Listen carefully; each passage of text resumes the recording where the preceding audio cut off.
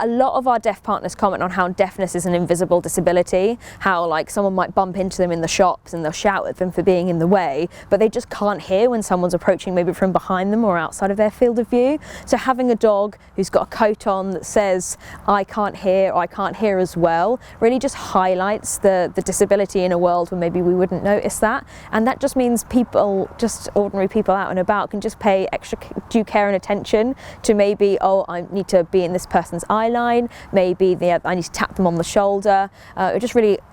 brings their disability into our worldview.